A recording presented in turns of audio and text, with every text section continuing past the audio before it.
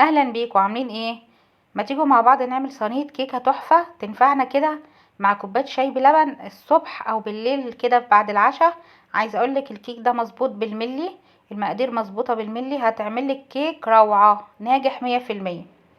محضره بيضتين بدرجه حراره الغرفه، هنزل عليهم بذره فانيليا، هخفقهم مع بعض كده مده دقيقه مثلا، وبعدين انزل عليهم بنص كوبايه سكر، والسكر يكون ابيض ما يكونش غامق. شايفه السكر ابيض ازاي عشان الكيك ما يغمقش معاكي. يخفقي هنا بقى كتير لحد ما تحسي ان القوام ابيض وبقى لونه ابيض وفاتح كده وجميل وعمل فوم كده بالشكل ده. بعد كده هتنزلي بكوبايه دقيق منخول، ذره بسيطه ملح، ومعلقه صغيره بس بيكنج باودر. هستخدم نص الباكت بس او معلقه صغيره منه.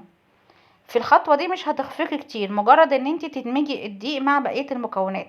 هيتبقى معانا الزبده واللبن. هاتي بقى معلقه زبده بدرجه حراره الغرفه برضو، او ممكن زيت على فكره، ممكن ربع كوبايه زيت. انزلي عليهم بنص كوبايه لبن، مقادير بسيطه جدا وسهله ومش مكلفه ولا كتير ولا حاجه. سخني بقى اللبن على النار مع الزبده، وانزلي بيهم في الاخر خالص بعد ما ما دمجنا كل المكونات دي.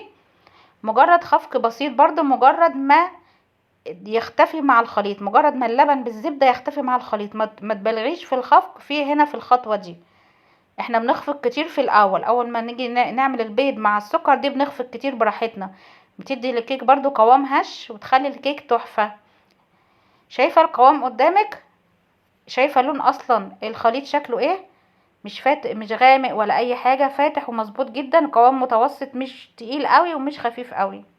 في الوقت ده تكوني مسخنة الفرن درجة حرارة 180. هتدخلي صينية الكيك على الشبكة اللي فوق الرف، على الشبكة اللي فوق الرف، مش على الرف الاول، يعني يعتبر رف اوسط. تمام.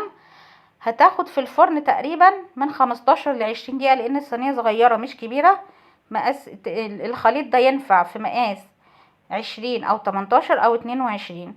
شايفة الكيك قدامك مظبوط بالملي. لو عجبك الفيديو متنسيش تعملي لايك وتشتركي في القناة.